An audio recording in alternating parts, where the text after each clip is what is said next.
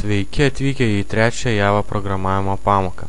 Šiandien susipažinsime su duomenų nuskaitimu. Visų pirma, turbūt prieš pradedant rašyti programą reikia susikurti klasę. Aš tai jau esu padaręs. Kada turime klasę, reikia pasirašyti pagrindinį metodą. Tai jau žinote, kaip padaryti.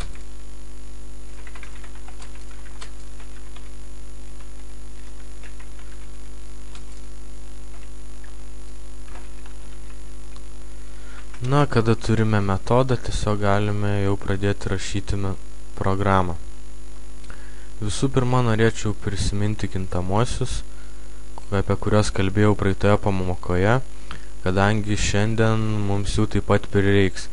Ir tiesiog susikurkime 3 kintamuosius: string tipo, integer tipo ir double tipo.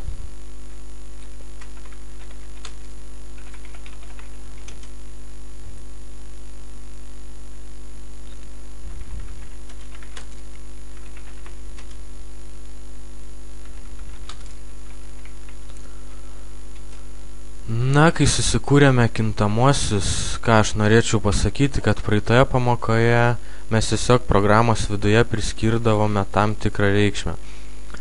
Tarkim, amžius bus lygu 19. Tačiau šiandien norėčiau kalbėti visai apie ką kitą, kada pačioje programoje nepriskiriame reikšmės ir ją tiesiog norime įsivesti klaviatūra. Visų pirma, jeigu norime ką nors įsivesti, teks naudoti štai tokį sintaksinį sakinį.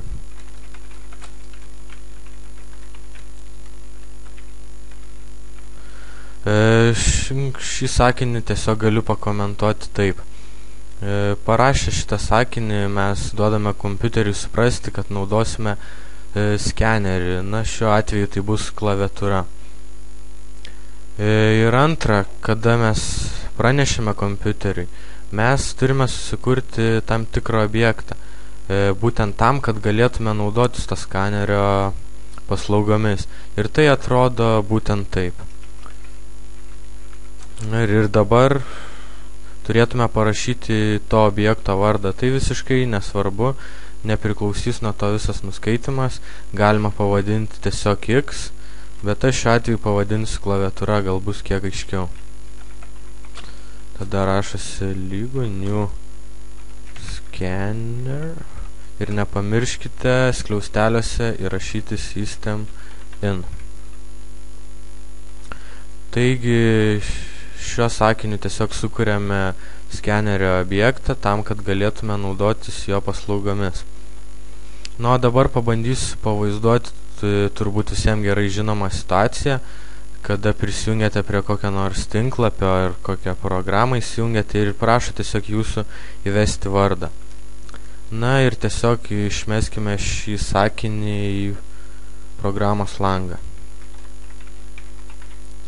Tai padaryti jau mokate.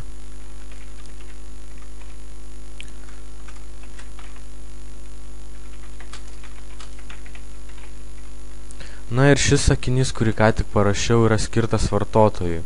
O tuo metu programa ar tiesiog kompiuteris laukia, kol bus įvestas tas sakinys ar kokia kintamojo reikšmė ir iš karto jį priskirs mūsų kintamajam. Ir tai atrodo maždaug taip. Dabar naudojame tą objektą, kurį susikūrėme, šiuo atveju klaviatūra, taškas, next line. Ir ką aš galiu pasakyti, tai jau tiesiog manau viską ir pasakiau, kad šis sakinys skirtas vartotojui, šis kompiuteris tiesiog laukia, kada klaviatūra bus įvestas next, ta prasme kitas string tipo kintamasis. Ir sukurkime dar panašių. Galime tiesiog viską nukopijuoti, tai pritaikysime kitiems kintamiesiams. Įveskite savo amžių. Ir tada pasižiūrėkite, kaip dabar bus. Amžius bus lygu klaviatūra.next int. Na, galite pamatyti tokių žvelgti asociacijų, kad amžiaus tipas yra int, integer ir taip pat čia rašosi next int. Taip pat sukurkime dar vieną eilutę, kad nuskaitytų mūsų ūgį. Įveskite savo ūgį metrais ir aišku tai bus realusis skaičius, kadangi dažniausiai būna realusis skaičius ūgis. Na ir įsidėmėkite dabar, kokius pakeitimus darau. Ūgis ir next double. Taipogi double yra šio kintamojo tipas ir tikrai taip visada reikia rašyti next ir po žodelio next eina kintamojo tipas. Vieninteliai skirtis yra su string. Na, aišku, yra ir daugiau visokių bairių, tačiau dabar, kadangi šnekame tik apie šios kintamosius, tai jums derėtų tai įsiminti, kad naudojant string tipo kintamai reikia rašyti next line, o tarkim integer next int, double next double. Na, tai šiek tiek palengvina situaciją.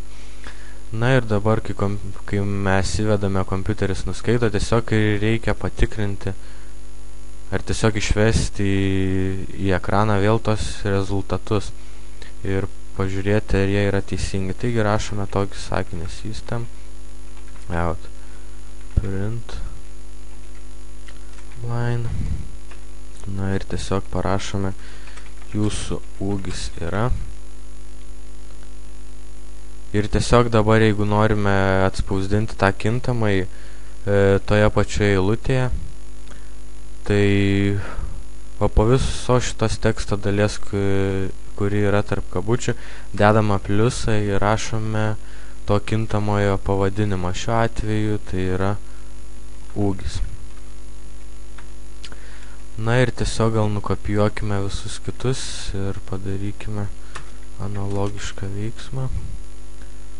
Jūsų amžius yra. Jūsų vardas yra. Na ir derėtų padėti čia tarpą tiesiog, nes kitaip tos reikšmės bus prilipusios prie viso sakinį ir negražiai atrodys. Na, dabar paleidžiame programą. OK. Na ir štai matome, štai čia išmeta, įveskite savo vardą. Nu, įvedam, tarkim, Jonas. Įveskite savo amžių. Na, tarkim, 25. Įveskite savo ūgį metrais. Na, tai bus, tarkim, 1,74. Na ir žiūrim, programa spausdina, jūsų ūgis yra 1,74, jūsų amžius yra 25, jūsų vardas yra Jonas. Na, nežinau, ką aš dar galėčiau pakomentuoti, galbūt viską apibendrinsiu, tai šitų sakinių tiesiog pranešame programai, kad naudosime skenerį, susikūrėme 3 kintamosius, tada susikūrėme skenerio objektą tuo tikslu, kad galėtume naudoti skanerio paslaugomis. Nepamirškite skliaustelėse būtinai rašyti system in. Na, tada išrašome sakinį vartotojui, įveskite savo vardą ir tuo metu kompiuteris laukia, kol mes klaviatūra įvesime kitą, tiesiog sekantį string tipo kintamai ir iš karto reikšmę priskirs kintamajam vardas. Na, analogiškai su visais kitais kintamaisiais, o štai čia tiesiog mes patikriname, ar teisingai kompiuteris nuskaitė klaviatūra įvestas reikšmes. Na, taigi tiek šioje pamokoje. Jeigu kilo kokių neaiškumų, klauskite, rašykite. Tai iki susitikimo kitose pamokose.